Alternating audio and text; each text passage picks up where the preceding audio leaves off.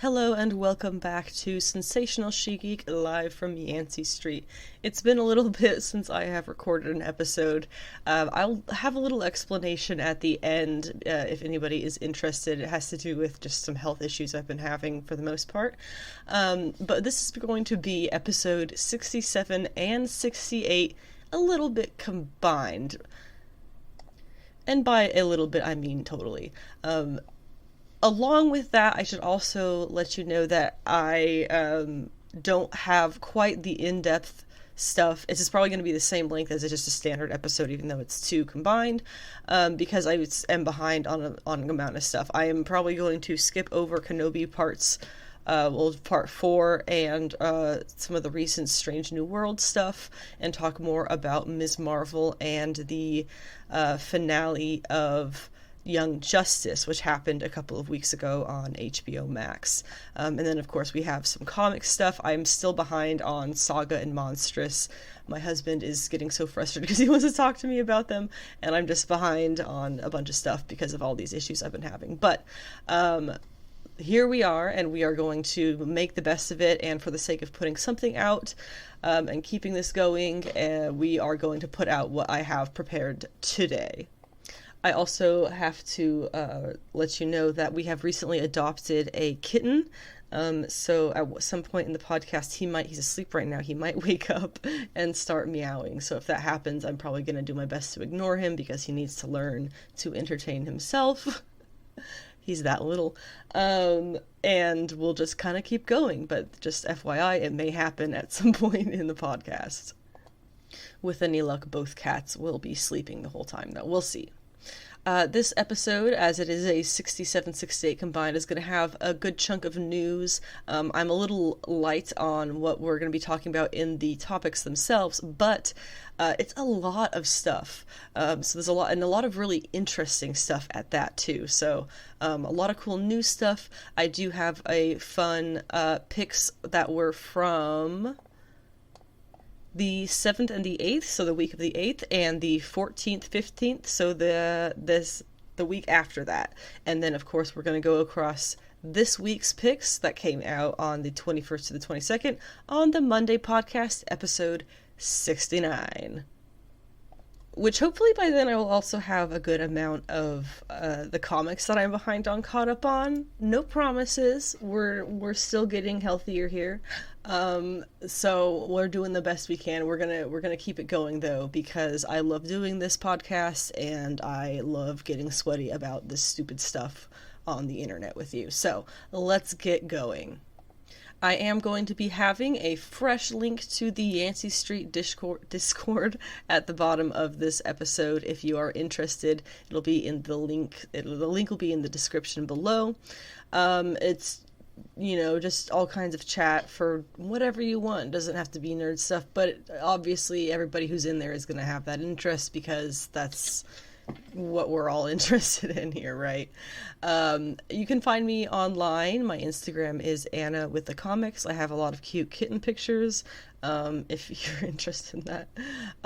Mostly posting it to my stories, because I don't post my posts as much as I used to. But anyway, I digress. Twitter, you can find me at Savage She-Geek. And my website is sensationalshegeek.weebly.com. I've worked a lot in the last month or two, fixing up the site a lot, so it is a lot more relevant in addition to the podcast, including a beginner's guide on both comics and manga, covering, I hope, any information that you might need to take your first steps into the world of reading comics, which does include recommendations on indie comics, quote-unquote big two comics, graphic novels, etc. So a lot of cool stuff up there. You have reading orders for various leading ladies, specifically a couple that are relevant right now in the comics, as well as a little bit in the mostly just in the comics, to be honest, is Clea, Madeline Pryor, and Magic. So if you want to know more about them, I have literally all of the, not so much on Magic because she's got a lot more appearances, but I have the bulk of her information and literally everything on Clea and Madeline Pryor that you could possibly want. So check that out if you were a fan of those characters. Anything that you want to look about referencing comics or pop culture pre-2021, you will find as written content on the blog, because that was before I started the podcast, and I ran the blog for a couple of years before that with all of the pick lists and pull lists and reviews and discussions of things in written format. So those are all up there that you can go back and reference if you would like as well. Finally, I do have the pod notes, which are podcast notes for basically reading the podcast instead of listening to it, for anyone who just wants to do that or anyone who is hearing impaired. Pod notes are just what I follow through the recording each week, so you can just read it yourself if you'd like. And you can also find links to everywhere that you can listen to this podcast, which does include most, if not all, podcast hosting apps, and also YouTube.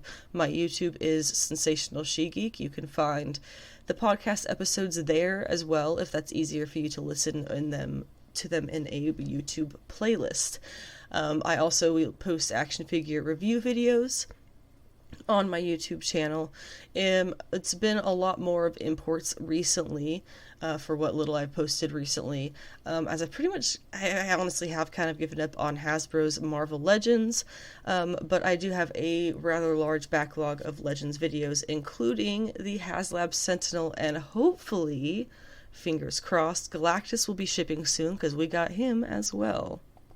And you bet that I will be covering all of his information in a video too. I do have a podcast Patreon that is Sensational She-Geek, set up for donations toward the podcast. I've been toying around with podcast after shows if there's any interest for patrons. And there's a couple up there that have been made available for public, so if you would like to see if that's something that you are interested in becoming a patron for, there's a few examples up there. National news and whatnot is the kind of thing that I will be covering on after shows. I also have Ko-fi, which is like a buy a creator a coffee kind of situation. Cash App, Venmo, PayPal, all that stuff linked on my Linktree, all over my website as well, for donations towards the podcast. And that should appear linked among all kinds of other fun things at the bottom of each episode's description. I have been having a few issues with my Redbubble store. They seem to refuse to post some of the things that I have designed, but with any luck, I will be getting those done as stickers that will be for sale sometime by the end of the year.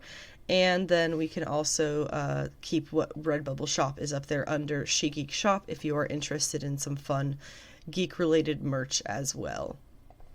A couple of fun things before we get into the serious points of the news.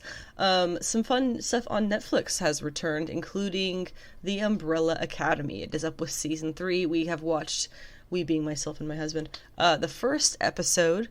Really enjoyed it. This seems to be kind of a mishmash of catching up to where the Umbrella Academy comics are and going beyond it. And if you've read the third volume of the Umbrella Academy, which was Hotel Oblivion, you will understand that. And yes, the final episode of this third season of Umbrella Academy is titled Oblivion. You can bet your booties that it is related to the story arcs of Hotel Oblivion. But I get beyond myself. You can go check that all out, and definitely check out the comics too. They are awesome, if not extremely kooky. If also extremely kooky, whatever.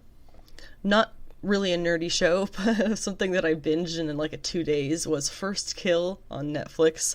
It is a extremely queer vampire versus vampire hunter love story.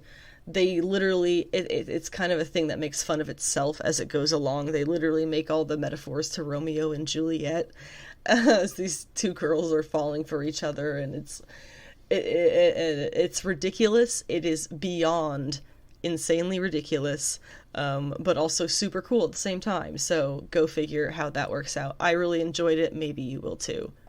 Also, I know I've mentioned it before, the Motherland Fort Salem show is back with its third and final season. The first episode was quite fun, and I'm looking forward to what they do with the rest of the season. That's on Hulu if you have any of that, or, I'm sure there's other ways to find it pretty easily.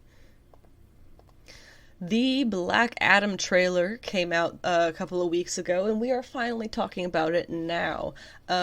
Really, really cool. Obviously, this looks like they're doing an excellent job with everything. I think it's going to be a lot of fun. I'm not saying that this is something that's going to be the superhero or the Cape comic movie that people take seriously. No, I'm not saying anything like that. I'm not going to get all, Joker with this or anything. We'll talk about, oh my god, don't even get me started. Getting beyond that. I think it looks really cool. Dwayne Johnson, The Rock, as Black Adam is going to be pretty awesome. I think they did a good job getting him into acting shape and everything for this. I definitely felt like watching the trailer. I was given extreme Scorpion King vibes, right? You remember when The Rock was the Scorpion King, and what a travesty of a movie that was? Not to mention when he showed up in The Mummy before that. It was before that, right? The second Mummy movie? It must have been. And then it was a spin-off, was the Scorpion King, right? That had to have been how it worked. But obviously, awful travesty of a cinematic thing. But I got Scorpion King vibes from this, so it kind of feels like maybe I don't want to say fixing what Scorpion King did, because they're not like redoing that in any way, but they're kind of like giving The Rock a second go at that vibe and kind of doing it a bit definitely a lot better. Let's be real. I was very happy to see also that it doesn't look like they're going to take themselves too seriously with this either. They let slip a couple of times in the trailer a few points where they will be showing humor for sure. We're not talking Shazam level movie humor. That was obviously and definitely much more in line with the character to be in that movie. But it's good that they are going to have like a couple of bits of humor. It's just not going to be them trying to take themselves crazy seriously. But it should be a lot of fun. Regardless of whatever minor, BS may end up falling out of this movie, I think it'll genuinely be a lot of fun to watch and experience. The other characters that we've seen also, they look pretty cool. I can't say that I know a ton about Atom Smasher or Twirly Wind Girl, whatever the heck her name is. See, I didn't even get as far as to write that down. But Hawkman, that is awesome. It looks like he is in the kind of they're doing more of the Thanagarian Guard colors, because he's in a very red outfit, very red and gold, which in my mind it resembles kind of a cinematic take on the Thanagarian Guard. Thanagar being, I hope I'm saying that right. Again, didn't write anything down for this portion of the podcast. We're winging this, folks. Thanagar being the planet that a version of, it's a complicated thing with Hawkman. He comes and oh gosh, dirty mind. I'm sorry. I regret everything I just said. Hawkman has a complicated history. He had like basically multiple lives, right? We'll go with that. Thanagar was where he came from on, I want to say, his first life, or like the main like thing, the main planet of like where he came from. And then you have Hawkwoman. I refuse to call her Hawk Girl. Is she a girl or is she a woman? Come on, guys. Come on. Okay, anyway. Point being, it looks like he is wearing the armor of the kind of red Thanagarian Guard that he is at that point in the comics, that he is a soldier of Thanagar, I guess. And of course we saw more of Pierce Brosnan as Dr. Fate. Oh my god, I almost said Professor Fate. How awkward would that have been? As Dr. Fate. Obviously looks awesome. I've seen some people bitching about his helmet. I don't get it, honestly. I think the helmet looks great. I think that was something that is kind of maybe a bit like the Iron Man suit in a sense where you had to change it a little bit to translate it to fit over a body. IRL, you know. Art can take certain liberties with sizing to make it look good on a page. Movies cannot. So I think it looks great, honestly. And I'm excited to see what kind of his thing, you know, to my knowledge, again, I'm not like the top I don't know, top brain on I was gonna say Dr. Fate. It is Dr. Fate. Oh my gosh. I'm twisting myself up. I'm not, you know, the top know-how on him, but I believe he comes in and like he only really shows up when shit's going down, kind of like you know, and he's got to step in and be like, yo, you got to stop this or I'm gonna stop you, basically. I don't want to say cosmic because that's not it. It's magical. It's more like he's a magical I don't know, guardian, who kind of like keeps things in line a little bit. That's like a horrible explanation. But off the top of my head, it's what I came up with.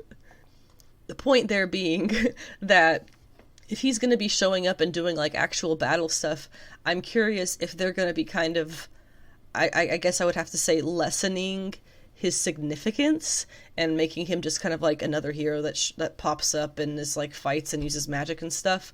Or is there going to be some like serious business coming in the third act that he steps in and let's be like, yo, let's settle this, you know, the way that in my brain he tends to do. We haven't really seen much on the villainesses of this movie. The two sisters, who are like, they're Calypso and... Quick Google. Hespera, there we go. We've got Lucy Liu and...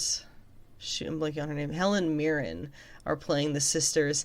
We haven't really seen much of them in the trailers, if any, so I'm excited to see them. I honestly don't really see myself rooting against them.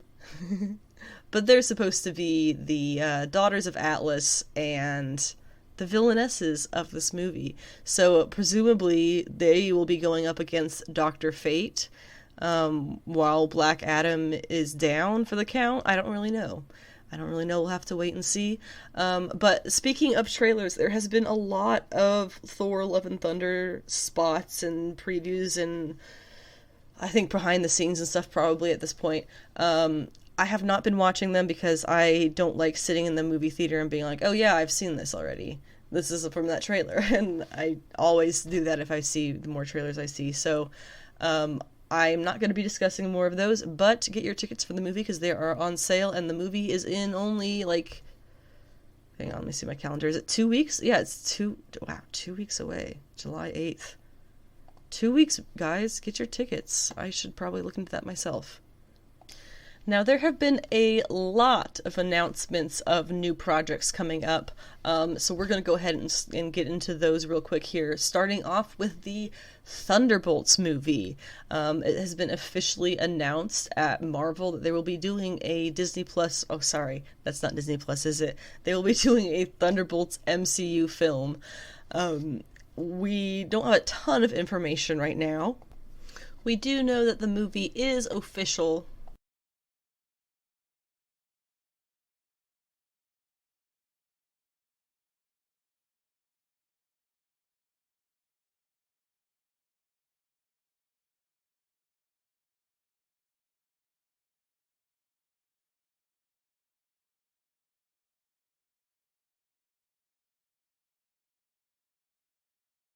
And we know that it has apparently gotten a director, Jake Schreier, who is known for the comedy drama Robot and Frank, as well as the teenage, I guess, targeted movie Paper Towns, which is based off of a John Green novel.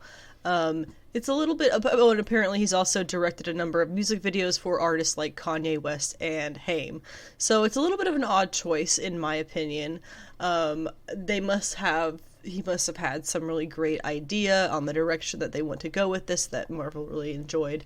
But Thunderbolts movie, there's a lot of different ways that this could be going. I think the main theory is that this is going to be what Contessa Valentina de whatever her name is going to be. That's the team that she is creating, right? Because we already know, has approached Yelena Belova.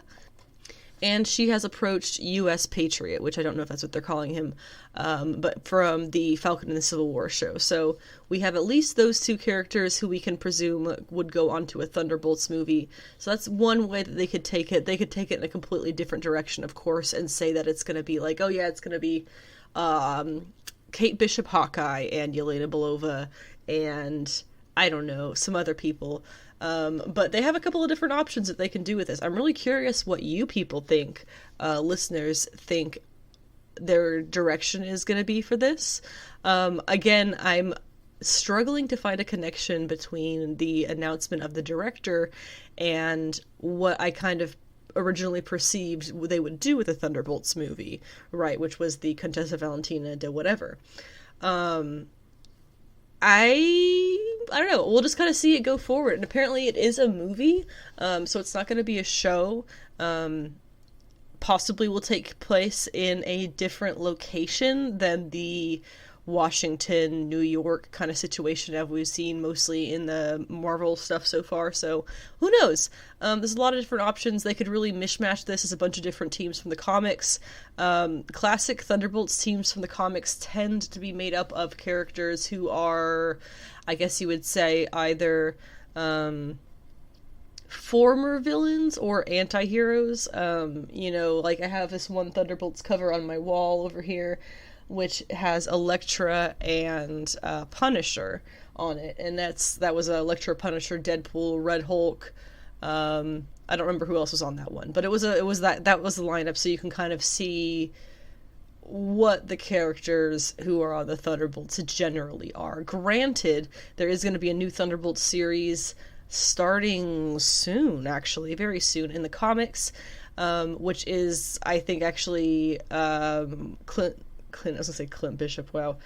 Clint Barton, Hawkeye, and I think it's also Kate Bishop and America Chavez, so it's definitely more of a hero team, but traditionally, Thunderbolts are more of the morally questionable characters, I guess you could say. This next announcement deals with Doctor Who, and this was a really funny one, because this casting was announced on this actor's birthday, I believe, and it was also something that began leaking images of this actor, I want to say the day that it was announced. Of course, if you haven't heard, this is Neil Patrick Harris who we're talking about. Yes, Neil Patrick Harris has been cast in Doctor Who to play, quote, the greatest enemy the Doctor has ever faced. It is currently filming scenes that are set to air next year. What is additionally exciting about this, though, is it involves David Tennant's Doctor, who I know is a big fan favorite. He's one of my favorites, of course. Classic, lovely, wonderful David Tennant's Doctor. However, it is all being done for the show's 60th anniversary. And to add to that, not only is David Tennant coming back, Catherine Tate is also returning. Tate played Donna, who is my personal favorite companion, probably of all Doctor Who I've ever seen, for many reasons. But she's awesome, and I'm really excited to see that she is returning as Donna Noble for the 60th. Some stuff that I don't think there's anything there really that is like firmly set in what's happening for the 60th here. One thing that was leaked, though, I don't know, leaked or shown, was apparent paparazzi, I guess, images of Neil Patrick Harris dressed in suit and tails, dancing ballroom style in the middle of a street in what appears to be somewhere in England, I'm sure, with David Tennant's Doctor. Not a clue, absolutely no clue what that could be about. I assume it had to be involved with filming, and they weren't just messing around between takes. Whatever it is, ridiculously exciting. I really enjoy Doctor Who for the most part. There's some parts that I didn't really like as much, but in general, very fun stuff. And Neil Patrick Harris being added to Doctor Who is, oh gosh, a much better American actor and probably a much better role than having just put some big American actor in the role of the Doctor to try and make it MCU style like they were saying they were a few months ago. Woo, that was scary. But that's all not true, and it looks like what we are getting for the 60th and beyond is going to be pretty exciting.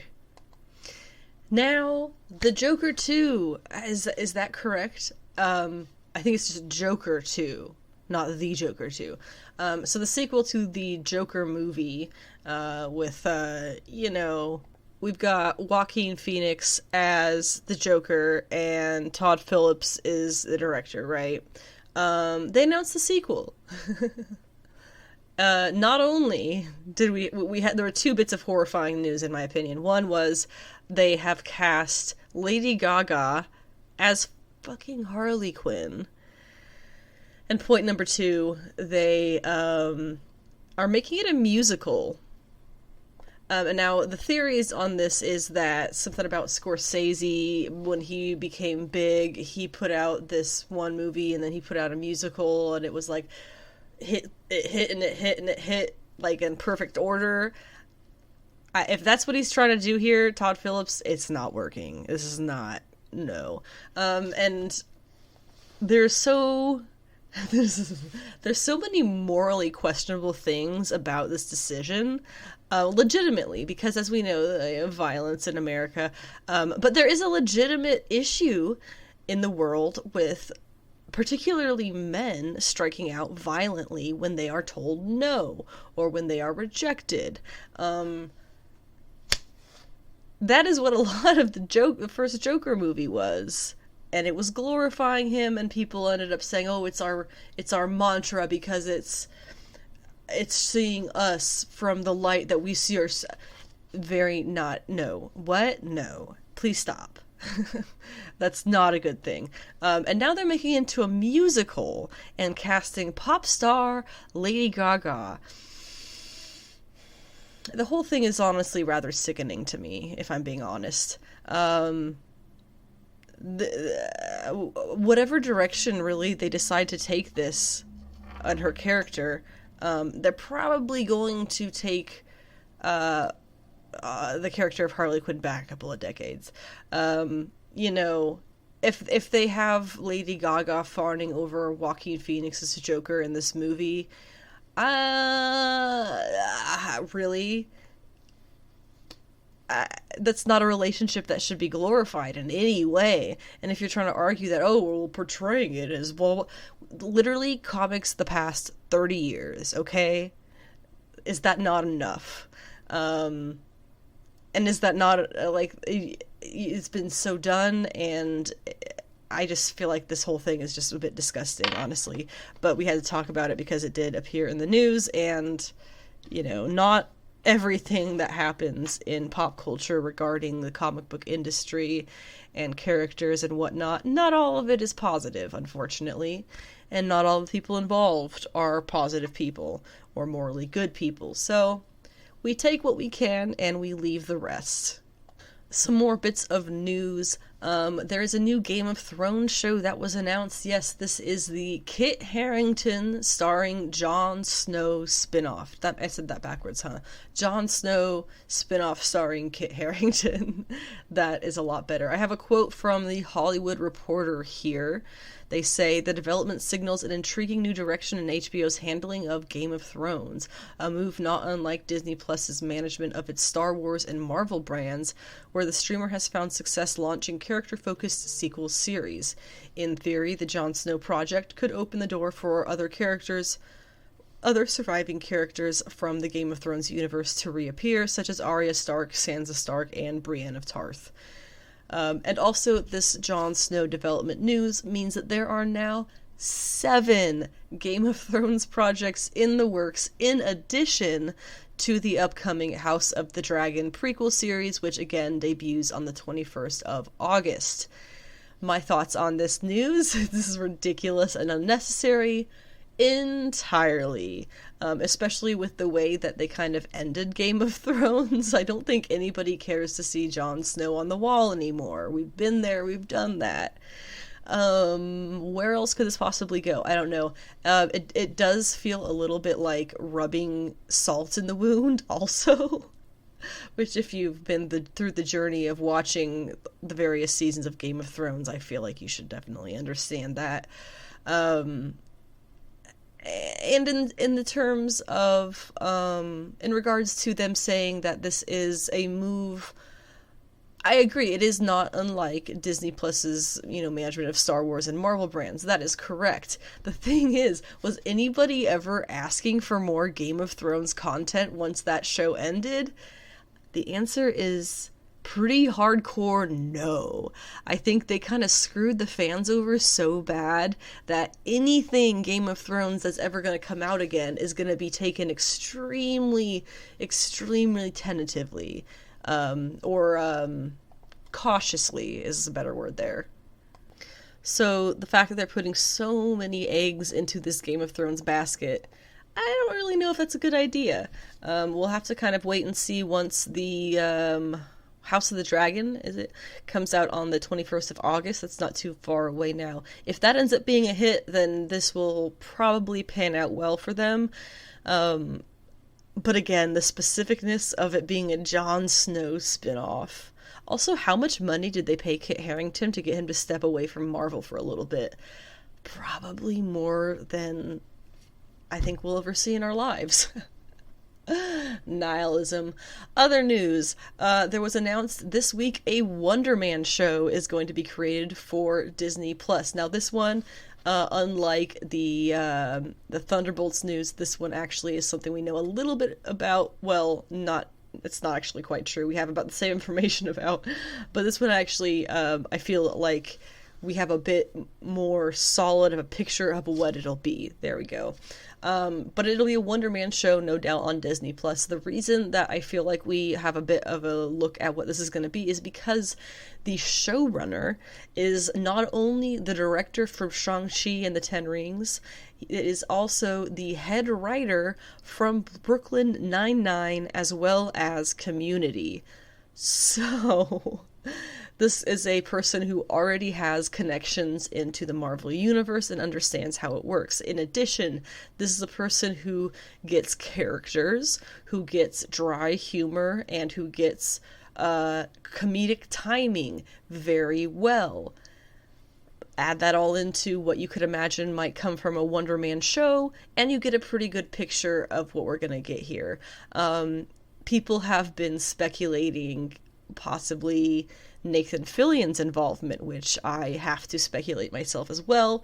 100% he's going to be in this in some format. If nothing else than some kind of hilarious little cameo, even if it's just a voice cameo. The possibility, though, of him actually playing Wonder Man, honestly, I would give that maybe like a 30-70, like a 30% chance that he's actually going to play Wonder Man. Reason being, he is the fan favorite casting. I'm not sure how it started, to be honest. I just remember for the longest time, you know what it could be? It could be the Dr. Horrible show, right? With Neil Patrick Harris. We talked about him a minute ago. It could be, which, by the way, just for a second, people are joking that the greatest villain ever that the Doctor is going to face as Neil Patrick Harris is going to be Dr. Horrible. That would be funny. Anyway, I guess the Nathan Fillion fan casting as Wonder Man probably comes from the Dr. Horrible sing-along vlog, which, if you haven't heard of, definitely look that up. Classic internet shenanigans, starring Neil Patrick Harris, Nathan Fillion, and Felicia Day. Fantastic stuff, completely ridiculous, and stupendous. So, it could be Nathan Fillion played a superhero character who was extremely cliche, like just a big-headed superhero guy who was actually an idiot, So it's possible that's where the Wonder Man fan cast of him originated. I couldn't be sure. I'd have to look that up, actually. We're still spitting off the hip here, folks. But also, there's two other points that would kind of drive them towards casting him, and that is, first, James Gunn had Nathan Fillion in a poster as the actor who is Wonder Man, whatever his real name is, in the 616, and that was a poster that I think it was actually cut from Guardians, but it was supposed to be in Guardians of the Galaxy. Additionally, we have more here. Nathan Fillion also voiced Wonder Man in the MODOK Hulu series, which came out, I don't know, last year, and it was good, and it was kind of at times, but mostly good. I don't think we ever finished it, actually. But he did voice Wonder Man there, and that when that was announced, people were like, oh, it's because of the whole fan casting, and he's the fan favorite pick. It's starting to look like he might have a chance. At the very least, he could be, as I said, just a fun cameo. Venom 3, we know the script is in the works. I believe that was Tom Hardy who made that announcement. Also, we know the Penguin TV series began filming, I believe, last week. And that is the one that is going to be starring Matt Reeves' The Batman's Colin Farrell as the Penguin. So if you're excited for that, then awesome, it is officially filming. Additionally, we have Avatar news. I know that we had kind of mentioned before that there was going to be some new stuff coming from that in the coming years, and here we have the announcement. There are going to be 3 animated Avatar films in development at Paramount and Nickelodeon. They're going to focus on 3 different characters across what we have already seen from the animated material. The first movie is going to be about Avatar Kyoshi. She is the Earth Bender. If you remember from the original show, Avatar Kyoshi, that movie is coming out in 2024, so 2 years. The next year, in 2025, we are getting a movie about Lord Zuko, Prince Zuko, King Zuko, who knows what it's going to be, but it's Zuko. And he is obviously a firebender. And then for the waterbender, we are getting a story, or a movie in 2026 about, of course, Avatar Korra. And that's really all that we have about that, actually. But in any case, that covers Earth, fire, and water. I imagine they do this because the last Airbender series obviously covered Aang and the airbending in pretty good depth, is my guess. So really excited to see the kind of lore, I suppose you would say, that they come up with for especially the Kyoshi one. I gotta say, that's probably the one I'm most excited for, because she has been a really cool character who they have kind of trickled throughout the various materials. And I think that and I believe, was she not the Avatar before Aang? In any case, whether she was or she wasn't, she's been a cool character who they have touched on, and I'm very excited to see her presumably very thoroughly fleshed out in her own movie. Presumably also these are going to be feature-length movies, not hour-long animated flicks, but you can't really say for sure right now. Getting into the last of the news, something that's a little less on topic is the Hercules movie. The director of the live-action Aladdin movie, Guy Ritchie, is teaming back up with Disney for a live-action Hercules. This is not the live-action remake news that I wanted this week, because on Twitter there was, I genuinely don't care that much. The Aladdin movie was genuinely not good, and I am the person who is most likely to defend live-action remakes of things, because let people enjoy things is usually... That movie was not good. Genuinely not good. And I feel really bad for the actors who are in it, because I recently read that they are having trouble with their careers because that movie was so not good. It's not really their fault. That's 100% the studio's fault. The costume design of that movie looked like they had less budget than the Once Upon a Time ABC TV drama did when they did Aladdin. So that's not great. But the reason that I did kind of want some kind of live action Disney news this week was because Twitter was all a flurry when somebody posted about, Tom Holland and Zendaya are dating, right? What if they were cast as the main characters in a live action Atlantis The Lost Empire remake? Backstory being, I am obsessed with that movie. Okay, it's like Atlantis, Anastasia, and like 2 or 3 other movies from my childhood that like I will never ever let go of in my heart. So Kita being played by Zendaya would be obviously excellent, and then whatever the dude is as being played by Tom Holland. Oh my gosh. That was the Disney live action news that I had my fingers crossed for this week. Literally no reason to expect it to come, but Twitter had the idea and I can't stop thinking about it. But in any case, there is a live action Guy Ritchie Hercules coming. It's probably going to suck, but hopefully not as bad as Aladdin did. The final little bit of news on this overextended news segment that I'm seeing has gone 40 minutes almost now. Kevin Feige has some statements about the MCU. He did an interview with, as far as I could tell, it was just with Total Film, and it kind of took over all of the internet in a flurry, because he had a little bit of statement about fans learning more about Marvel's next big saga in the coming months. And here's what he said. He said, "As we're nearing the end of Phase 4, I think people will start to see where this saga is going. Or this next saga is going. I think there have been many clues already that there are at least apparent to me of where this whole saga is going." Well, he just repeated himself. "But we'll be a little more direct about that in the coming months to set a plan so audiences who want to see the bigger picture can see a tiny, tiny, tiny bit more of the roadmap." End quote. Of course, people are all taking from this, D23 is happening in September on the 9th, 10th, and 11th.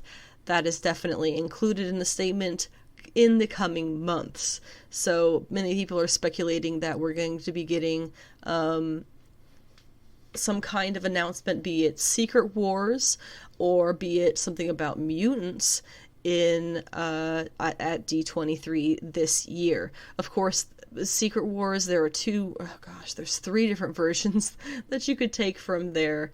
The most popular one that fans want to see, I think most in the comics and myself as well, most in the MCU from the comics and myself as well, is definitely the most modern one by Jonathan Hickman from 2015, where you had Battle World, which is basically tons of different kind of multiverses, I guess you would say, that all end up crashing together into one big mishmash planet full of different zones.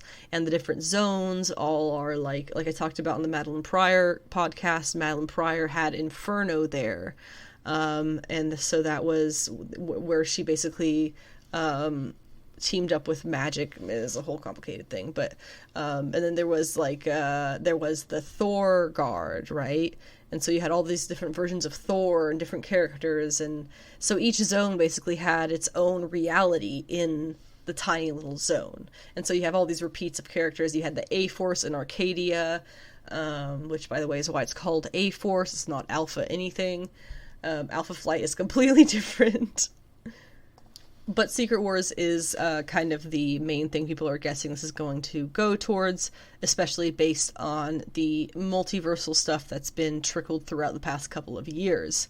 Now, the concern that a lot of fans have, and I can understand this, is because I guess you would say, driving force behind the 2015 Secret Wars is Victor Von Doom, Doctor Doom. And, ruler of Latveria, enemy of the Fantastic Four, God, frenemy really these days, complicated stuff. He has not at all been seen in the MCU period, not been hinted at in any way particularly, and so people are thinking, well, if you're going to do Secret Wars, you have to have Doom. If you do it without Doom, if you do it with Doom as we've seen things now, well, then you're just not going to have a very fleshed out character. And I can definitely see where they're coming from with that. But there's always ways that they could make things work aside from however we saw it happen in the comics. Another thing that people are speculating that Kevin Feige is kind of leaning towards here for the Phase 4 or the Phase 5, I guess, stuff, this next big arc of the saga, would be including mutants. It's a little bit more unsure as to how they would include that. My personal theory would be by the end of the next couple of weeks that they're going to reveal Kamala in Ms. Marvel is actually a mutant. And that she will be the way to bring those in, because obviously the Inhumans, they tried to add those in a couple of years ago, and that did not work out. That was a pretty bad one. So they're kind of moved beyond Inhumans, and they're just going to go straight to mutants, it looks like. So seeing as she can't really do the Terrigen Mists and the Inhuman stuff, obviously there's a direction they're going, it looks like, in the show, which we'll talk about when we get to the show segment here in a little bit. But it's still possible that they might reveal that she is some kind of mutant. Who knows? But in any case, those are the two main theories that people are seeing. Kang is obviously going to be a big piece, no matter which direction they go into, unless for whatever reason they've been teasing him for no particular reason, which is not really the way they do things. But Kevin Feige making a career off of teasing people yet again in 2022. For the comic book picks, we have a number of things that I have finally caught up on, and we're going to cover comics that came out. Let me check my dates here. The weeks of Wednesday the 8th and the week of Wednesday the 15th. This week's comics, which came out on this past Wednesday the 22nd, will be discussed on the regular Monday episode, episode 69. Heh. Sorry, I can't help it. Okay, so we're going to cover Dark Crisis, Aquaman, Andromeda, Poison Ivy, Multiversity Teen Justice, DC Pride 2022, and then from the next week we have the DC Pride Tim Drake special, Iron Man number 20, Seven Sons number 1, which is far and above my number 1 pick from the fucking, maybe this whole year, sorry, that's amazing. Hulkling and Wiccan number 1, Grimm number 2, and Immortal Red Sonja number 3. Starting off at the top of the list with Dark Crisis, and these are in no particular order, just FYI. It's the order that I read them in, if anything. Dark Crisis number 1 is of 7 from DC Comics. This is, of course, their new Crisis event, of which they said they were never going to do again. But, you know, things happen, I guess. In this issue, I actually really enjoyed this pretty much across the board. It looks like the Justice League, I mean, they're obviously not dead. They were never going to be dead. Not truly and not permanently, at least. It seems that they have been taken and are being held in some kind of torture bubble thing. And whoever it is that has taken them is planning on taking more heroes now, which, if I'm not mistaken, is what's happened in the Young Justice series? I'm not sure. We'll find out, I guess. John Kent is trying to set up a new Justice League, but he can only really get scrap members, basically. And then Black Adam shows up and kind of just shoots the whole plan down in 2 seconds flat, so ends up not really being a thing. And finally, Deathstroke is out to take out all of the Titans, because he hates them, and always has, and always will. And it starts by shooting Garfield Logan in the head. Beast Boy, apparently, has been shot in the head. Well, we're not sure. Again, deaths don't stick too often in comic books, so we'll see how that goes. Fingers crossed for Garfield Logan, I suppose. Oh my god, it rhymed. Aquaman Andromeda, number 1 of 3, is by Ram V and Christian Ward, who is a fantastic artist, and he really hits the mark in this one. You can hear that was my kitten meowing, he's awake. The team on this issue is a science team going on an exploratory mission into the undersea, what they call Spaceship Graveyard, which is at Point Nemo, which is the furthest place from land in the ocean, and also is closer to the space station than it is to land, which actually isn't actually as far as it sounds. But it is extremely far from land. It's the furthest place on Earth that's in water that's farthest from land. I hope that made sense. So they go to the Spaceship Graveyard, is what Point Nemo is called. It's called that because that's where they drop all the space shuttles and things, then retire them to the sea, basically. They basically learn here that the mission that they're on is actually about an apparent extraterrestrial vessel that they are the ones who are going to make first contact with. After learning all of this, many of them go back to the support ship that's on the surface because they're in the undersea submarine. But unfortunately, the support ship is then attacked by an actual kraken. After the alien ship that's under the water kind of wakes up and sends out like a scan blast of sorts, causing general technological and whatnot disruptions. Aquaman is there, and he's able to help the survivors, but the science team is directed to move forward as if nothing happened, risking themselves probably even more. Poison Ivy #1 came this couple of weeks ago by G. Willow Wilson and Marcio Takara on art. Really, really liked it. There's a couple of things that are a little bit unsure of. Apparently, one, Ivy is not connected to the green anymore. She is still green herself, and she constantly seems to like hold back that skin tone so she can blend in with humans. But she's apparently not connected. I don't really understand how that works, especially since she was brought back by the green in Heroes in Crisis. Also, apparently she's saying she lost a part of her power in the fusing of the Queen Ivy with the missing piece of Ivy, which in my opinion makes no sense. The only thing that I can really get out of that is that they mean that she lost her rage, and that's what they mean by that. But then again, I keep thinking, like, well, she's not connected to the green, so she must be speaking her literal power. But again, that makes no sense how she could become less by returning to what she was when she was already top of the food chain, basically. I don't know.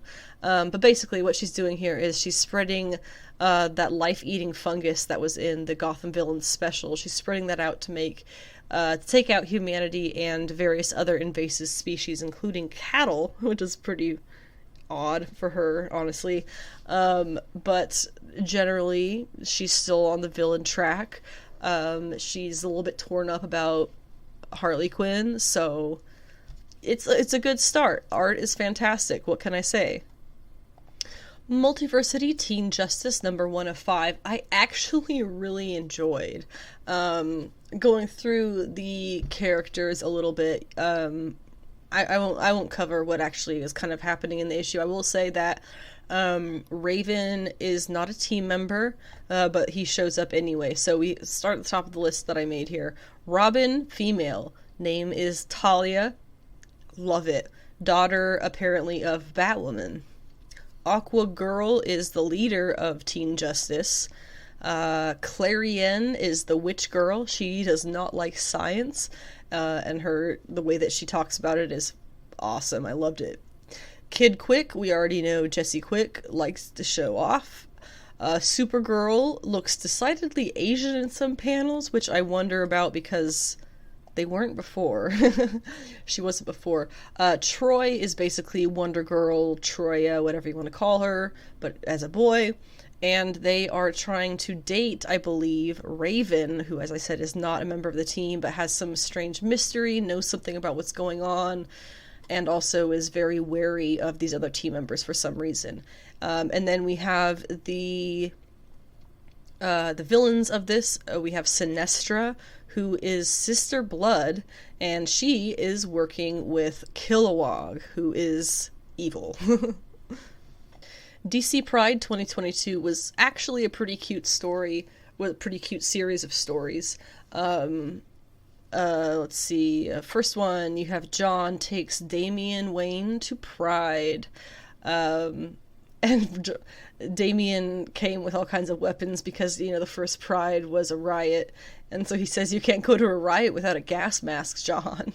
And he has to explain, it's not how we do it anymore. Nubia joins Babes of the Body Slam charity competition with Big Barda. And then you have a flashback, which is colored and drawn like 80s and 90s comics, while the modern pages are done like modern, obviously. Art is by Megan Hetrick in this section, and she did a fantastic job. I love Big Barda. You have the character of Hawk, who writes a letter to his mom coming out as asexual, and that is going to be continued in Robin number 15. Elysia, who I'm not sure actually who that is, but she takes care of Babs, Batgirl, during an attack from Killer Moth. Apparently she is a trans hero now. Jackson Hyde addresses a statue of his grandfather, meets his boyfriend's family, and takes his boyfriend back to his New Mexico hometown. This was my favorite story. Joel Mullen is back in the city enduring as Gumshoe Joe. She is targeted by a Ketopli alien couple who tried to trick her into being their, basically, third before eating her. The color is added at the end. The whole thing is in black and white and green, I guess. And then the color is added at the end when she reunites with Season, her girlfriend. Next story is Ray and his boyfriend on the Justice League of America. They both need to adjust to one another's tastes.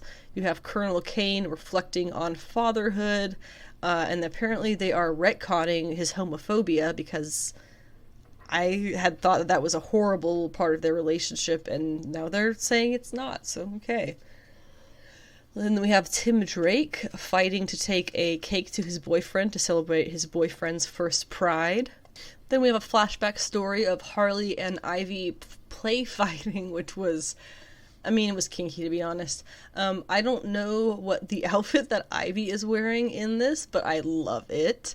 And then false versions of each other appear in front of one another, and they realize it's the fake ones and fight those and make it back to each other, and it's super cute. I love it. The last story in this issue was Kid Quick at Pride. Their aunt is Flash Jessie Quick, I guess. And then they encounter Shimmer, who is a male hero with a boob window, and that was fantastic. Apparently he's part of the Fearsome Five. Moving on to comics that were released the week of the 14th and 15th. DC Pride, Tim Drake Special number 1. This was a couple of different stories. I can't say I'm the biggest or most knowledgeable fan of Tim Drake. I respect his character.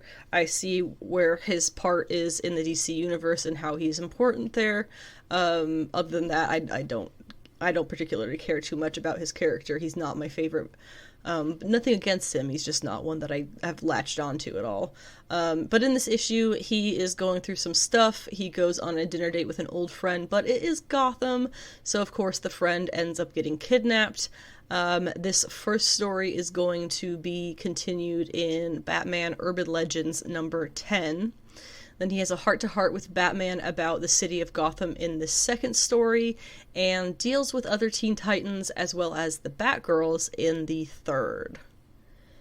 Iron Man number 20 by Christopher Cantwell continues to be great. In this issue, we knew Tony was going to propose to Patsy, and I knew she was going to say no, and I was freaking right. This is now 3 months after the events of the last issue, where Tony kills everybody he knows and loves, and then resurrects them, and then gives up his power, and then goes to rehab. So it's been 3 months. Patsy is back to pick up Tony from rehab. She reports that the Space Friends, who he slaughtered and then brought back because he had to, are a fantasy baseball league team now, and so Patsy decides to take him to a sports bar to watch a Mets game to kind of get everything to feel a bit more normal after this whole ordeal. And Tony proposes in a damn letter while they're watching baseball at the bar and trying to have a nice time. It is the most uncomfortable thing. And so she's obviously, is extremely wary from the get-go about this whole proposal. And she's like, Tony, last time I got married, it was the son of Satan. And he literally says, yeah, I know, and it was really rough. She says, and I died. Yeah, Tony, she died. What do you mean it was, I know it was really rough. She died, Tony. It wasn't just rough. It was it. That was it. But that says everything you need to know about Tony, you know, after everything even that she's talked to him about throughout this series, you know, she's still selfish to literally no end. And so, of course, Patsy's a nice person and doesn't just say no on the spot. She says she needs some time to think about it.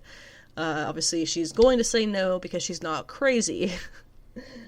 She thinks to herself, do I just love trying to fix him? No, he doesn't need fixing, he needs me. What do I need? And boom goes the dynamite. That is the thing that will answer her the proposal for her. She does think that she loves him more than she ever did with Damon and Buzz, but she does end up going back to his place with that letter later and tells him that she can't right now. Hell yeah! Suck it, Tony Stark. Alright, let's talk about Seven Sons. Now, I genuinely don't know how to cover this in a way that will express how good it was. It was fantastic. The plot is 7 genetically identical sons were born from 7 virgins on 7 continents. That happened 21 years ago. Over the course of those 21 years, 6 were killed by religious extremists. Now, on their 21st birthday, the true Son of God is supposed to be making himself known. The first baby was killed only months after their birth, when all of the virgin mothers were also slaughtered, and the most recent one who was killed was just, I think, a few months ago as well. However, there is one that was killed 3 years ago, and today, on their 21st birthday, he rises from the dead. It doesn't sound that interesting the way I said it, but the way that they pull out storytelling, the way that the art is, and good lord, Jay Lee on interior art, you can taste the passion. It is, speaking of the passion, if you get Mel Gibson in his passion era, M. Night Shyamalan, him, I forgot how to say his last name, it's been a long time, and like Dan Brown of like the Inferno books and stuff, they might be able to touch on how freaking cool this like fictional take on Christianity and religious stuff is. Might be able to get close to it. Definitely I'm like 11 out of 10 with this. I loved it. I was raised Catholic, so I'm very familiar with all of the stories and all of the traditions and things. It's just, I think it is so cool. Seven Sons. Definitely check that one out. On the opposite end of the spectrum, still good, but just happy. Hulkling and Wiccan #1. I knew I was going to like this issue when you have the two of them gathering a group of super gays, basically, by having Wiccan chant, because that's how he does his magic easy chants, let's have a kiki, which a kiki is like a, it's something that's taken from black queer audiences. It's basically like a sit down and gossip dinner and with drinks kind of thing. And they do, it's fun. They talk a lot. It's North Star and his husband Kyle, and then Bobby Drake. I think it's just the 3 of them. Bobby Drake, is that his name? Iceman? Yeah, Bobby Drake. Why does that not sound right in my head? I don't know. But it's them, and they have a nice thing. The reason that we get the story that comes after that is because, of course, they discuss how, oh, you two are so young, you're so lucky, you didn't have to mess with a dating pool, and, you know, blah, blah, blah, you got together really young and found the one, and etc., congratulations, you're lucky.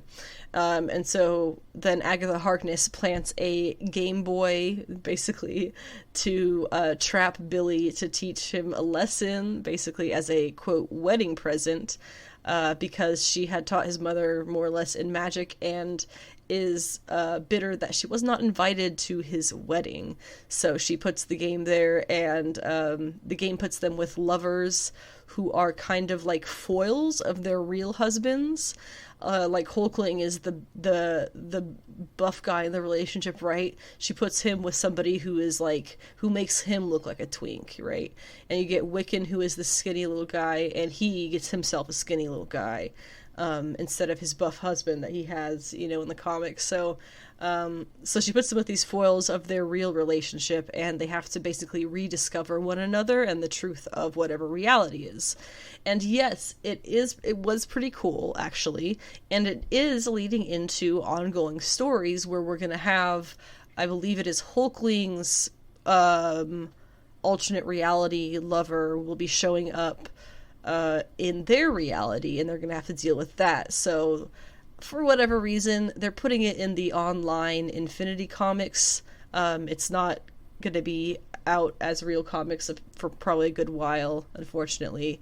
I don't like online comics like that, but apparently there's a big market for it, so hopefully they made the right decision in putting this as an Infinity series and not a print series. So we'll see. Grimm number 2 by Stephanie Phillips was awesome. You get great art, you get great story build-up, you get a fun mystery, and you get more classic rock references, which I'm not going to list them all out this time. You can go read it yourself and see them all, because remember, Eddie Van Halen is one of the main characters in this, and he's a Grim Reaper. It's awesome, okay? So, in this issue, remember we ended the first issue with her, a Grim Reaper, being seen by the living. So now in the second issue, she and everybody that she was out with, they get back to their realm of the dead or whatever, and when she meets with Adira, their boss, all Adira says is that she's going to look into it. It being the whole, A, Jess is the only Reaper who doesn't remember her death, and B, Jess is the only Reaper who has now been seen by the living. Those things have to be connected in her mind, and Adira, who clearly knows something about it, is just trying to kind of like write it off. The only way for Jess to get to her death record is by going to actual death's chambers of records and finding it herself, which she just managed to do so, even though they took away her scythe. But she has friends, and that's what friends are for. But what she appears to see seems to be herself dying in childbirth. But the recording is interrupted, and Adira finds her and stops her, so we're not quite sure still yet. Notable, though, that the issue does start with what appears to be a Dia de los Muertos celebration being massacred by a ghoul who might be Death, because then it ends with that ghoul walking across the river Styx back to hell. So, and they're walking across it. They're like being lifted by the corpses of the damned. Like, it's very spooky. I'm pretty sure there must be Death. The final comic on the semi-extended pick list is Immortal Red Sonja number 3.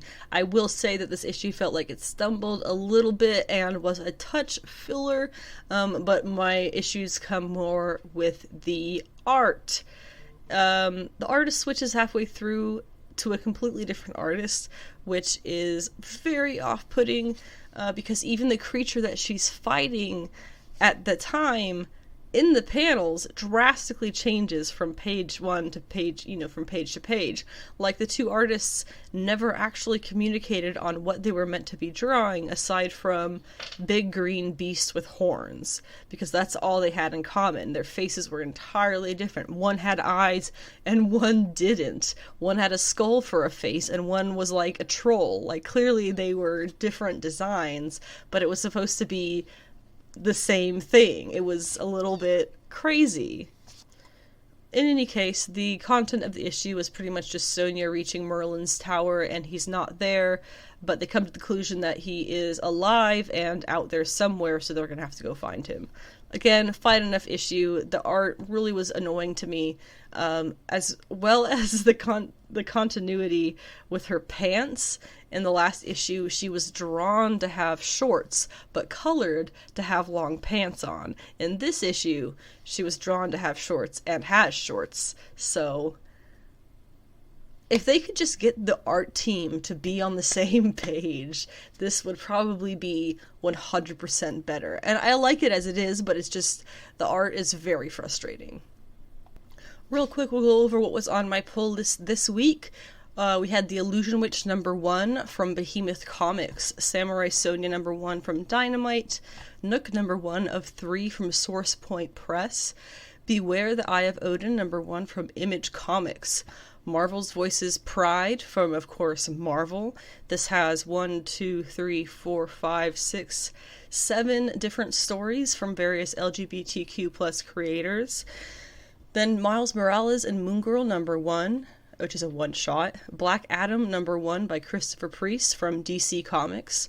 Dark Crisis Young Justice #1 of 6. Bloodstained Teeth #3 from Christian Ward and Patrick Reynolds by them from Image Comics. Immortal X-Men #3 by Kieran Gillen and Lucas Wernick from Marvel. Homesick Pilots #15, which is the final issue of the series, from Image Comics by Dan Waters and Caspar Wingard. New Mutants #26 by Vita Ayala and Rod Reese from Marvel, and Catwoman #44 by Tini Howard and Bengal from DC Comics. As I said in the beginning, we are mostly going to be covering just Young Justice, which is the finale episode, and Ms. Marvel. I'll be covering the wrap-up of the last few episodes of Kenobi and Strange New Worlds, what I've missed on Monday's episode 69, wink wink. Sorry. So Young Justice episode, I believe this was 26, titled Death and Rebirth. We pick up pretty much right where we left off.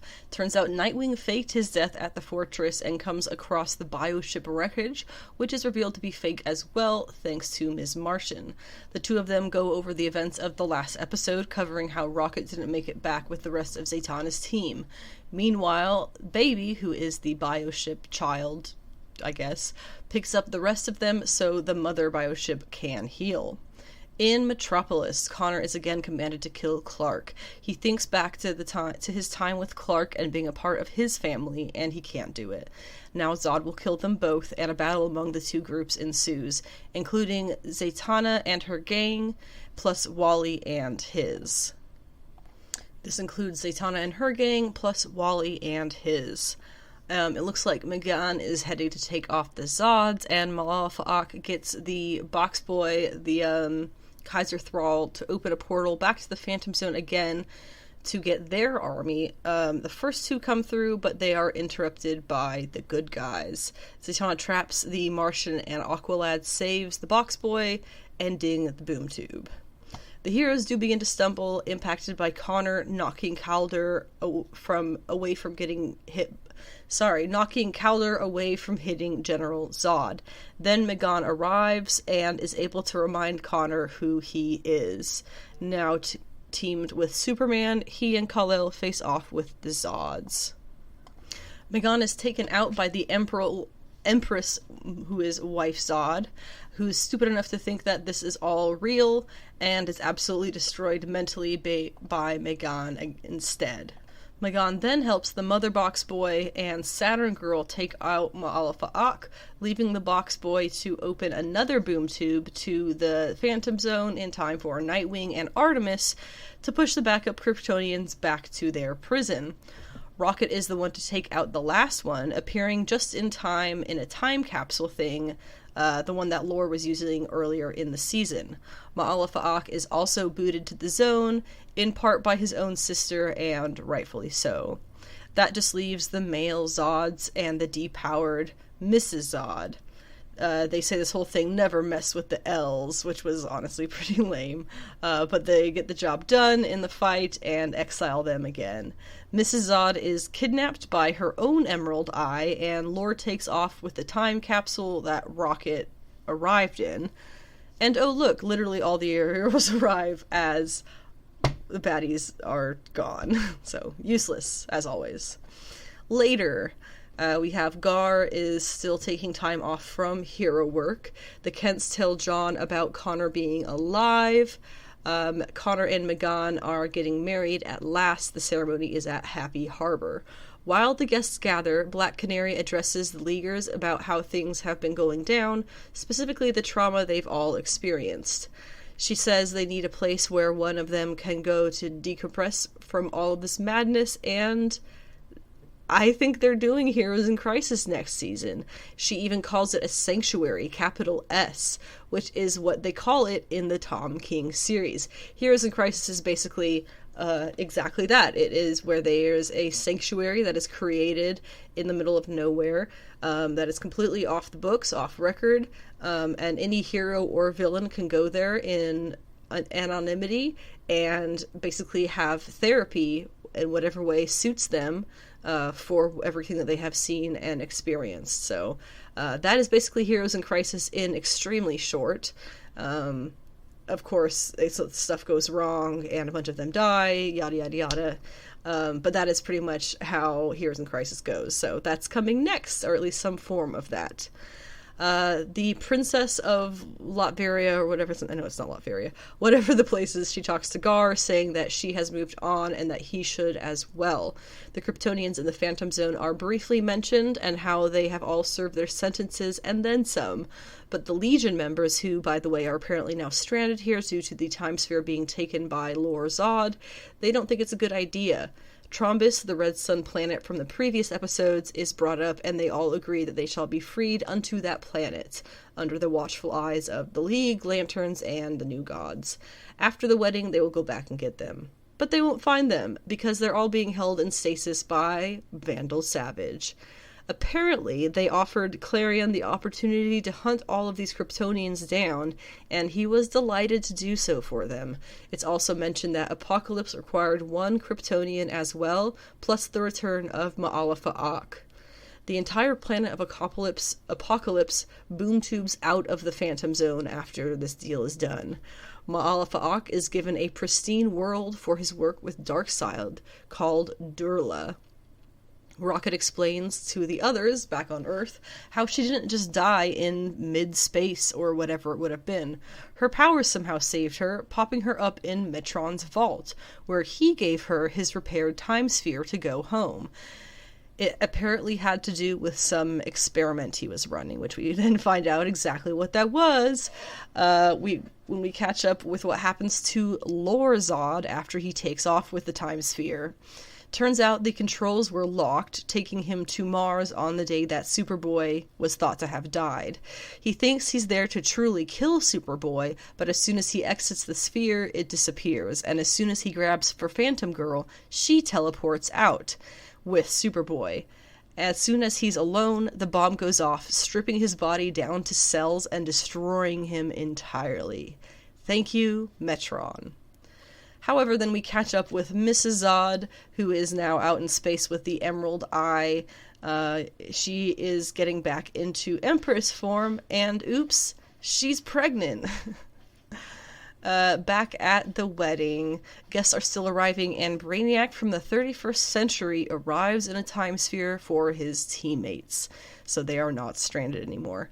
Lots of guests are at the wedding. John Kent is the ring bearer, and they are all married. Congratulations. Icicle Jr. catches the bouquet as the dogs snooze over the credits, and then you have the end credits scene. Granny Goodness brings 2 new recruits to Darkseid, Mary Marvel, known as Dark Mary, and the Kryptonian from the Zone, Kara Zor-El Supergirl. They will be joining Big Barda as the new team of female Furies.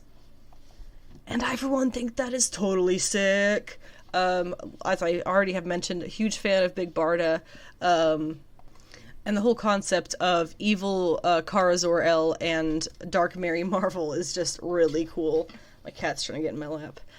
So I think the next season, plus if they're doing any kind of touching on Heroes in Crisis, I think that is gonna rock. I'm very excited for the next season of Young Justice.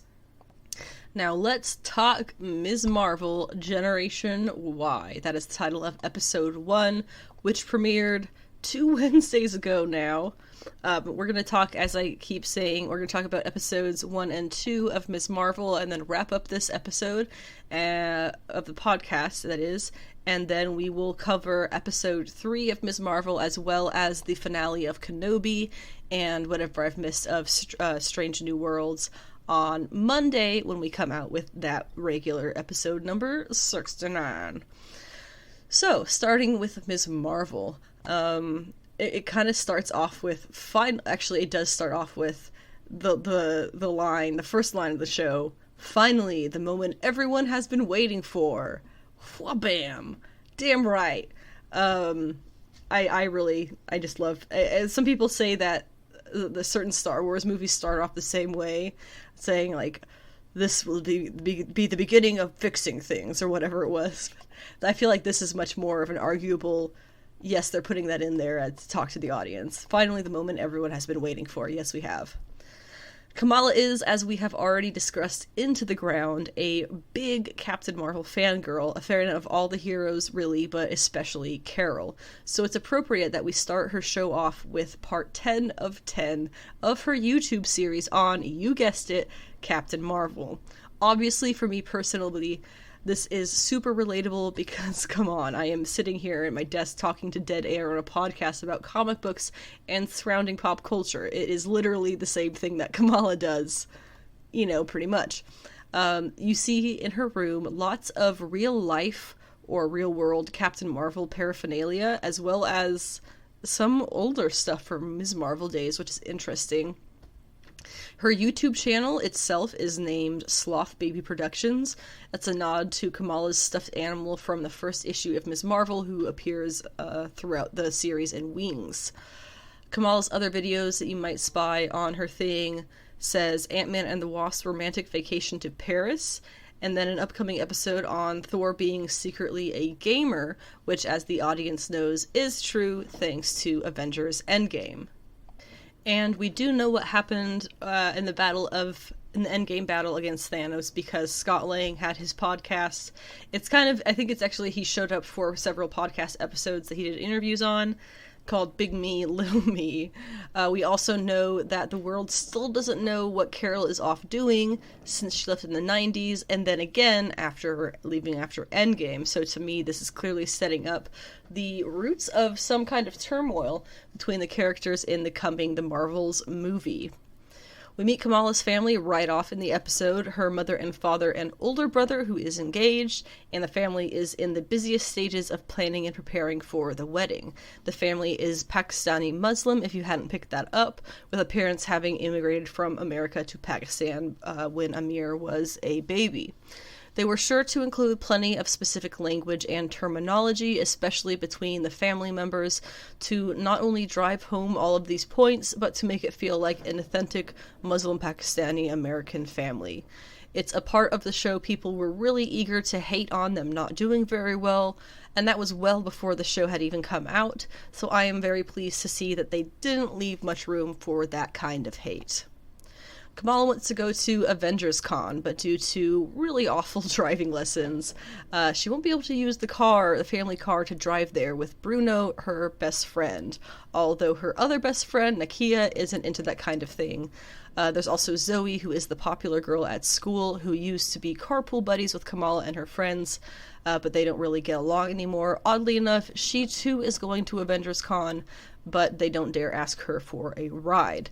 There is a plaque outside of Kamala's high school with a bunch of names who happen to be names of people who worked on the original Ms. Marvel run, including G. Willow Wilson, the writer and co-creator, Stephen Wacker, editor, Adrian Alfona, artist and original, he was an artist on the original run, Jamie McKelvey, who designed Kamala's suit as well as the modern Captain Marvel suit, Ian Herring, who is a colorist who's worked on both Ms. and Captain Marvel, and Nico Leone, who came on as an artist for the 50th issue of Ms. Marvel featuring Kamala Khan.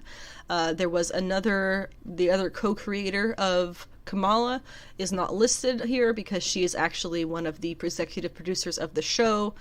Sana is her first name. I don't remember what her last name is, but she is also a co-creator. And Avengers Con is ultimately exactly what it sounds like. It's a celebration of various real-world, to them, superheroes. Kamala is planning on joining the Carol Danvers cosplay competition with her own handmade costume. Bruno helped make the sparkly hands parts. Her parents, especially being immigrant parents, are very protective of Kamala and are not willing at first to let her go to the convention, even with lifelong bestie and family friend Bruno. It takes her brother speaking to them on her behalf to convince them, but even then it isn't without stipulations. She has to go with her dad, and they'll go dressed as Big and Little Hulk, but done in traditional Pakistani outfits. It was adorable when he brought it out, and the excitement on his face really shows when he shows her what they'll be wearing together as father and daughter. It's palpable, which makes the knife twist even harder when Kamala breaks down and tells him that going like that would be embarrassing. It's absolutely crushing, of course, and so her parents rescind their permission for her to go. One term that they use a lot during the show is Bismillah. The translation of that is "in the name of God" in Arabic, just in case you were wondering. Not to be deterred from going to the convention, Kamala gets Bruno to help her rig up a system to make it look like she is in her room studying and later sleeping. Hopefully this way she can sneak out her bedroom window, meet Bruno, catch a train to the city, and make it to the convention for a relatively short amount of time before needing to do it all again and head back home. It's a pretty crazy plan, honestly, backed by Kamala's dreams of fantasy and heroic perfection. Of course, it doesn't go quite as well as planned, but she does make it in time for the costume competition. Her old frenemy, Zoe, is also in the competition in a skin-tight Captain Marvel bikini that almost resembles Carol's own one-time Ms. Marvel outfit. A couple of the things that we see when we are touring Avengers Con. It does take place at Camp Leahy, which is, of course, the military base where Steve Rogers was chosen for the super serum in the first Avenger movie. We have artwork that is pointing out America's ass, which was the quip that Scott Lang made for Cap in Avengers Endgame. You have a man dressed as Drax selling a book by Star-Lord called The Peter Quill Story, because of course he wrote it. You have Asgardian Pride shirts. And Tessa Thompson notably has said that the Valkyrie is going to find her queen in Thor: Love and Thunder. You have a man in Asgardian wear selling tourism tickets to New Asgard, which is of course where all of the Asgardians settled after their home was destroyed. You have a memorial to Black Widow and Iron Man. You have, we hear the Star-Spangled Man in the background, which is the song about Captain America. And then she competes in the contest for cosplays against a football Captain Marvel, Princess Captain Marvel, Victorian Captain Marvel, a Captain Marvel in a tutu, a race and gender-bent Captain Marvel, plus a few more that are not quite as easy to identify. And you also see a Fight Like a Girl Captain Marvel hat, which is a notorious catchphrase for her. Not catchphrase, but like themology, I guess. One thing that I did forget to mention earlier was the bangle that Kamala adds to her costume. It belonged to her family, to her matriarchal great-grandmother specifically. Kamala's mother refuses to talk about it and doesn't want Kamala to touch the bangle. But when Bruno gives her the idea of needing an it factor in her costume, something to take it above and beyond the others, the bracelet is what she comes up with. It helps that the blue and gold of the design go well with the Captain Marvel homemade costume. So there she is, about to go on stage at Avengers Con with the other contestants, and it's time to put the bangle on. She notes that it seems sealed shut, but gets it open with a small trick. When she puts it on, the bangle immediately responds, latching shut and extending somewhat on her forearm. From there, cosmic blue and purple glowing begins to cover her arm until it ripples across her whole body and lights up her eyes. She falls back through the floor and into a shadow realm place where the crowd around her has glowing eyes, and for a moment they look like they might be a gathering of villagers. When she kind of comes to, it turns out nothing has actually happened. Bruno didn't see anything. He's still talking about whatever it was, and they move on. On stage, though, Kamala is quickly overwhelmed by the lights and camera flashes and accidentally extends a construct from her hand, shooting across the crowd. People see it this time. She can't get the constructs to stop, and one of them knocks over a giant Ant-Man sculpture of his head, and due to a Final Destination style series of events, Kamala ends up having to save pretty much everyone from the chaos, and in the climax, stretches out one long, stretchy, crystallized arm to catch the frenemy Zoe from a big fall. It looks pretty much like it does in the comics, extending off of her and is covered with like weird cosmic crystals. As a quote from somebody on Twitter, "Worry not, comic book fans, her fist does, in fact, embiggen." So you can get off your high horses now. Of course, the chaos doesn't end when they leave the con, as her parents discover that she was missing almost as soon as she left, and now she's in big trouble for lying to them and sneaking out. Her mom gives her basically the same talk that her guidance counselor did earlier in the week about how it's time to grow up, how it's time to stop fantasizing and work on her real-life future. That night, alone in her room, Kamala stares at her newfound crystalline powers. She isn't going to stop anytime soon. And in the post-credits scene, we see the return of Spider-Man No Way Home actor Arian Moayed, reprising the role as Agent P. Cleary for the United States Department of Damage Control, the DODC.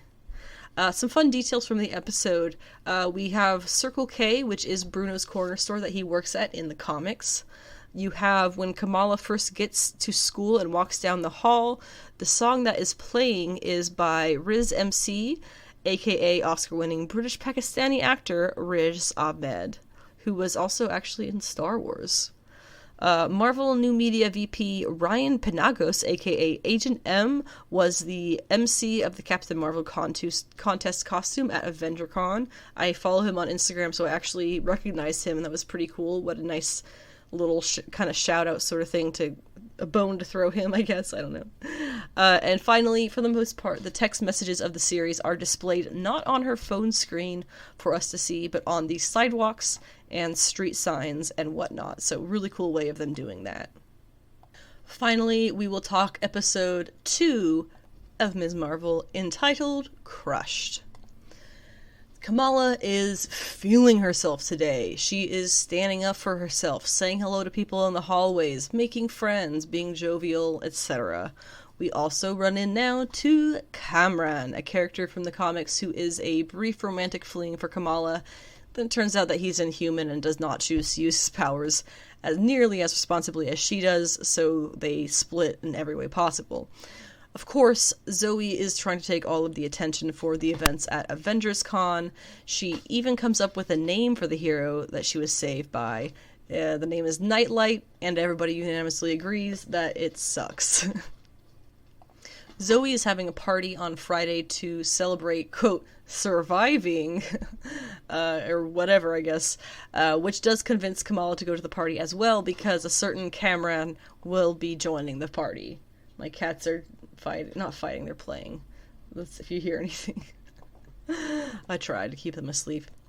This week's goal in the episode, figure out the new powers. Bruno is the most helpful here, of course, using some kind of tech to uncover the power that comes from her.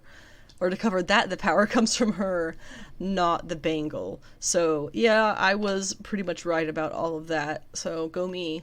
I had that theory so many times.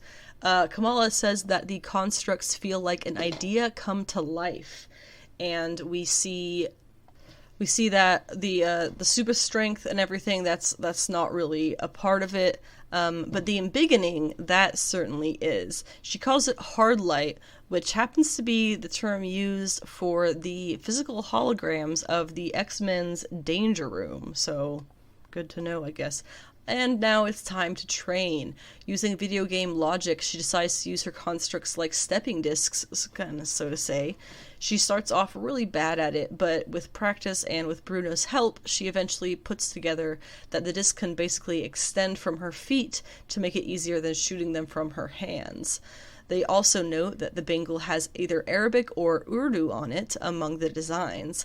This will no doubt influence the detail of her future Ms. Marvel outfit once we see the official version. As for Arabic and Urdu, the two use very similar alphabets that are mostly the same with a few differences. They can be written in highly stylized calligraphy that can be very hard to read if you're not used to it. and you might not necessarily have a ton of practice reading and writing them if you're mostly used to speaking them or saying certain phrases or prayers. So her not being sure is not an issue. Alongside with her second best friend Nakia and her family, Kamala goes to prayer service at their local mosque. We see the girls wash their feet, as is tradition, and the women sit behind a sort of screen behind the men to preserve propriety, so to say. She even interrupts the service to complain about how the women's side of the mosque is in poor condition compared to the men's, but is ultimately shut down. Nakia, however, knows how to make change and decides to run for the mosque board.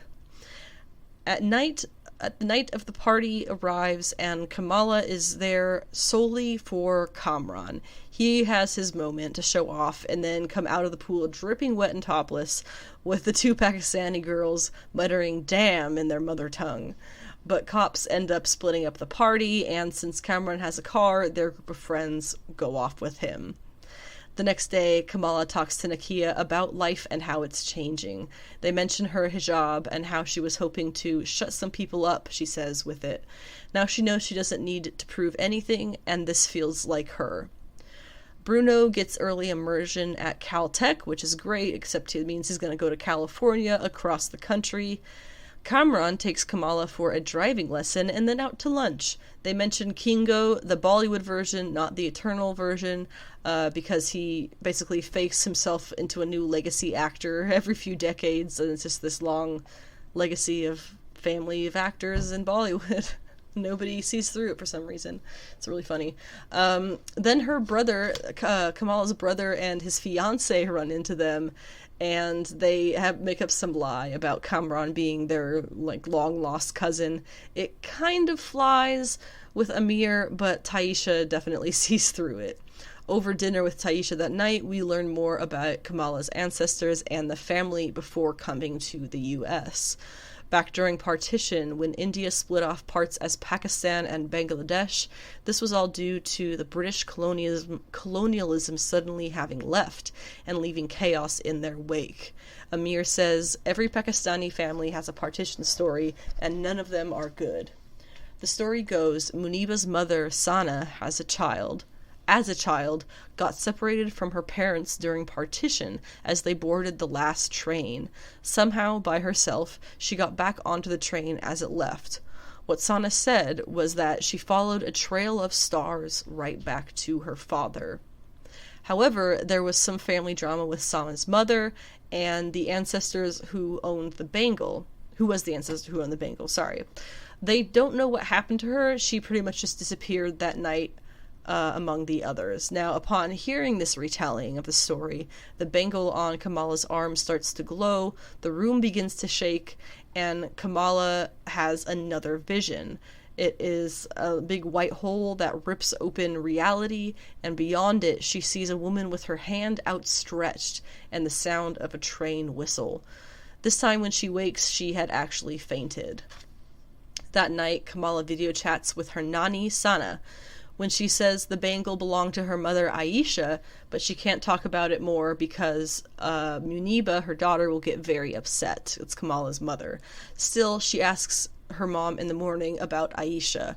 Muniba is immediately upset, saying that woman brought shame on their entire family and that she had to move halfway across the world to forget it. So what I'm thinking, Aisha obviously reappeared. Obviously had to have once Muniba was born. How else would she know anything about her? Maybe she tried to teach her about the family's powers, maybe tried to take Sana off to teach her something herself. Who really knows? But she definitely appeared at some point in Muniba's life. Then it came to really bad terms and Muniba left. The Ms. Marvel comics do have a partition story for her family, and it is told in Ms. Marvel number 8 as part of the tie-ins to Civil War II. I actually read these issues. In the issue's prologue, we flash back to India in 1947 as Kamala's great-grandmother, Aisha, and her husband prepare to journey to the newly formed nation of Pakistan. At the time, Aisha is pregnant with an unnamed daughter, Kamala's grandmother. Before leaving, Aisha's nerves are calmed when she looks up into the beautiful night sky and sees a shooting star. From the moment Aisha first knew she was with child, she felt the child came from somewhere else, somewhere safe, beyond the falling stars.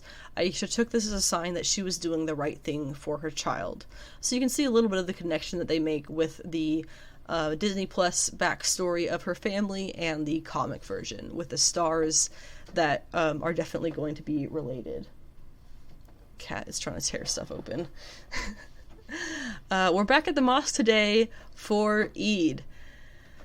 Bruno joins the family, Nakia racks up votes for the mosque board, and we meet the Illuminantes, which is awesome and hilarious. Zoe is taken into questioning, and they pretty much use her to figure out that the whoever was in the costume was a Middle Eastern person, and they get all sketchy about it, of course, and make the decision to raid temples and community centers and mosques. At the end of the night, a little boy at Eid climbs a clock tower and loses his footing, leaving none other than Ms. Marvel to save him. It does have its moments, but in the grand finale, the bangle begins to glow again, and Kamala once again has a vision of a woman with an outstretched hand. She has sticks in her hair and is clearly trying to communicate with Kamala. This breaks her concentration, and the boy falls again, leaving him to fall on a pretty rough landing, but it could have gone way worse without her help. And, of course, when she tries to go and run off, the Department of Damage Control, DODC, make their arrival, with the scary, freaky lady in charge going pretty much full Rambo.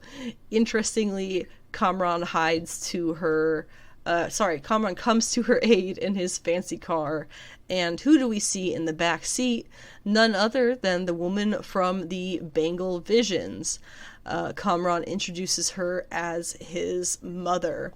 One thing to note about Kamran here is that in the comics, Kamran would take the new humans, he would take teenage new humans, and new humans are what they called the new Inhumans, and he would take them to a villain called Lineage, who would then experiment on them, and he thought that he was helping them because they were in pain and all this stuff for being what they are. So real dark stuff, but we'll have to, I've already watched the next episode. I won't spoil the next episode. A couple of fun things about this episode, episode 2. The banger during the training montage is a song called Goddess by Cruella and Nervo, featuring Raja Kumari. Cruella is currently made of Pakistani American sisters. That was strange phrasing, made of Pakistani American sisters Jahan and Yasmin Yousaf, who make EDM, and Raja Kumari is an Indian American rapper. The music during part of the training montage is by Brandon B. Mike Odoms. He is based in New Orleans. He's a black artist and activist who creates bold work at the intersection of art and resistance. Be My Baby by the Ronettes, when Kamala is dancing through the house, plays, and her inner world feels like an intentional nod to the way the song opens over Baby's internal monologue in Dirty Dancing, which is itself a very political movie about a young woman who feels caught between doing the right thing and her family's expectations as she figures out her identity independent of her family. Kamala and Kamran hiding behind the menus at their lunch date is super cute and feels instantly iconic. It itself is also borrowed from Grease when Sandy and Danny go on their date to try and hide from the gang. I've never seen Grease. Every time Bruno wears the red vest, he does look like Marty McFly with the blue shirt. The tour of the Eid celebration was done just like the Mean Girls cafeteria clique, but is far more clever and far less racist. The bit at the party where some jock clown offers Kamala a drink and she says, "Is there alcohol in this?" and he lies. That is straight out of the very first issue of Ms. Marvel, panel to panel. Finally, we get to see Iman Vellani rock Kamala's flap hat and oversized army jacket combo from the comics, which she is fairly well known for. And that wraps up this episode. Again, I apologize for the lateness. If you stuck around this long and have any interest in hearing why, there's a few reasons, one of which being, the biggest of which being, my physical health has not been great. In 2018, I developed some ulcers, and they were misdiagnosed. My symptoms were misdiagnosed as exhaustion. So I had that for a year. I lost something like 40 pounds. I weighed less than I did in junior high school. And then I finally was able to get to a GI doctor who did the nice little down the throat test and discovered that I had ulcers that were constantly just trying to heal themselves. So, that all kind of got fixed, but fairly recently I've kind of had a recent bout of returning ulcers. I haven't been to a GI doctor about it, but based on the slowly growing symptoms, it became pretty clear after like 2 weeks of symptoms, and then the end of those 2 weeks becoming like severely painful, missing work, just having awful time. It became pretty clear to me that I am either having ulcers now or just developing them again. So, and if you're not familiar, for me, I don't know if it's, honestly, I have no idea if it's the same for everybody, but for me, when I have an ulcer, or ulcers or whatever, I can't eat. I have no appetite. The smell of food will make me nauseous, and I will be so nauseous, pretty much any time that I'm conscious, that I will just start coughing. It'll be so nauseous I can't help but cough, until I end up throwing up, and oftentimes, because you're unable to eat and keep food down, there's nothing in your stomach, and then you get the lovely like neon yellow and green bile, which I don't think is supposed to be that color, because when you throw up normally it doesn't really come out, but when you have an ulcer, that stuff sits in your stomach and messes you up. So I'm back on the correct medications for the ulcer prevention now. And hopefully we'll be back on track with the podcast from here on out. I am still planning on recording the Patsy podcast next week. I am also planning, it's going to be for the June Yancey Street special. And then episode 69, which is going to come out Monday, it's going to have some news. I saved the Tim Sale tribute for then so I can do some proper work on it. It will have comic book picks, of which we have some really fun ones to talk about, polls for the coming week, and we are also going to discuss the finale of Obi-Wan Kenobi and episode 3 of Ms. Marvel, which had a lot of reveals and a lot of cool stuff. We're also going to talk a little bit about what I have missed covering on Star Trek Strange New Worlds through yesterday's episode, which was episode 8. So you can expect all of that and potentially more on Monday's episode 69. In addition, I also have a special kind of thing I'm going to try doing where I'm going to put the September comic solicitations in their own podcast episode, because it's a lot and it's just Marvel and DC, and I kind of feel like I bore people with that sometimes. So I'm going to add that in its own separate thing. Podcast special. So expect that to come out Monday, as well as episode 69, and by the end of the week, the Patsy Walker Hellcat special. And I can guarantee you that there will be some things in there you did not know about Patsy Walker and her history. So I'm quite excited to be going over all of that information with y'all. Again, you can find all of my links to where to find me on social media and things, how to support the podcast, which again, I've been really sick, so it would be a great time. Stop eating that. Kitten, sorry. And so, yeah, we'll be back as long as my health continues to improve. It seems that getting back within 2 days of being back on the correct medicine, it's unbelievable how much better I feel. It's truly unbelievable. But so hopefully this will be continuing in a positive upswing, and we'll get more fun, sweaty content out for you ASAP. It is quite hot where I am. I've gone through 6 glasses of water today, and it is 2 p.m. Make sure you stay hydrated, especially if you are being physically active or outside in the heat at all. Hydrate, hippies. When I say get sweaty, I mean that about comics. I don't necessarily mean go outside and dehydrate yourself. I don't mean that at all, actually. So stay inside and get sweaty about the comics. And then drink a lot of water and try to keep up with your health, because I'm a great example of if you don't. Yeah, have a good week. Oh, and it's summer. It's officially summer, so happy equinox. My